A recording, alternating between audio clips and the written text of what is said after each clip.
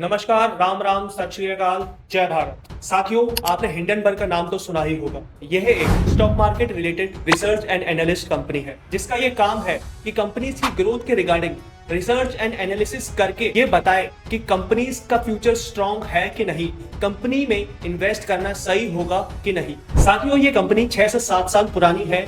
2017 में ये बनी थी। इस कंपनी ने जनवरी 2023 में एक रिपोर्ट पब्लिश करी थी, जिसमें ये दावा किया था कि Adani group of industries fraudster है। इनके सारे शेयर ओवर प्राइस्ड हैं और इन्होंने मार्केट में अपनी फेक हाइप बनाकर रखी है। अपने ही पैसों से अपनी ही फर्जी कंपनी द्वारा अपने ही कंपनी के शेयर्स खरीदकर उसे होल्ड कर इस एलिगेशन के बाद अडानी ग्रुप ऑफ इंडस्ट्रीज के शेयर धड़ल्ले से गिरने लगे और लगभग 150 अरब डॉलर का अडानी ग्रुप ऑफ इंडस्ट्रीज को नुकसान हुआ। पर हिंडनबर्ग ने अडानी ग्रुप ऑफ इंडस्ट्रीज के गिरने से काफी पैसा कमाया था। और बाद में जब सेबी ने इसकी जांच करी तो उसने पाया कि जितने भी एलिगेशन लगे थे वो सभी फॉल्स थे। और अभी 1 महीने पहले सुप्रीम कोर्ट ने भी अडानी को इन सभी एलिगेशन से फ्री कर दिया है, उन्हें क्लीन चिट दे दी है। और अभी फिर से हिंडनबर्ग ने शनिवार को एक और रिपोर्ट पब्लिश कर अडानी के साथ साथ सेबी के चेयरमैन पर भी एलिगेशन लगाए हैं, उन्हें अडानी से मिला हुआ बताया है। और ये भी कहा है कि सेबी की चेयरमैन 2015 से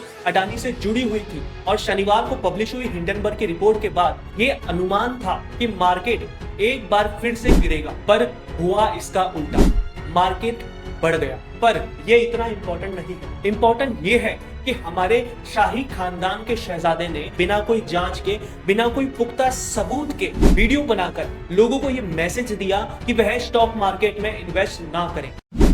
पर इनके इस मैसेज से फॉरेन इन्वेस्टर्स में कहीं ना कहीं भारतीय मार्केट से विश्वास डगमगाया है। और सोचने वाली बात यह है, हमारे शहजादे साहब पॉलिटिक्स में इतने अंधे हो चुके हैं कि इन्हें ये समझ ही नहीं आ रहा कि भारत की उन्नति के लिए क्या सही है और क्या गलत। नहीं, इन्हें तो प्रधानमंत्री बनना है ना, ये उसके लिए कुछ भी कर सकते हैं, किसी भी हद तक गिर सकते हैं। और आपको एक शॉकिंग फैक्ट बताता हूं, हिंडनबर्ग एक अमेरिकन ओरिजिन की ऑर्गेनाइजेशन है, लेकिन ये ऑर्गेनाइजेशन अमेरिका में ही बैन है। और हमारे शहजादे साहब ऐसी संस्था का वीडियो बनाकर प्रोपेगेंडा स्प्रेड कर रहे हैं। नहीं, ये हंसने की बात नहीं है, ये सोचने की बात है कि क्यों ऐसी संस्थान बार बार भारत की अर्थव्यवस्था को चोट पहुंचाने के लिए हमारे यहाँ के बिजनेसमैन के बिजनेसेस को गिराने की कोशिश करते हैं। आप मानो या ना मानो, इसके पीछे एक बहुत बड़ा नेक्सस है, जिसमें चाइना, अमेरिका, यूरोप जैसे वेल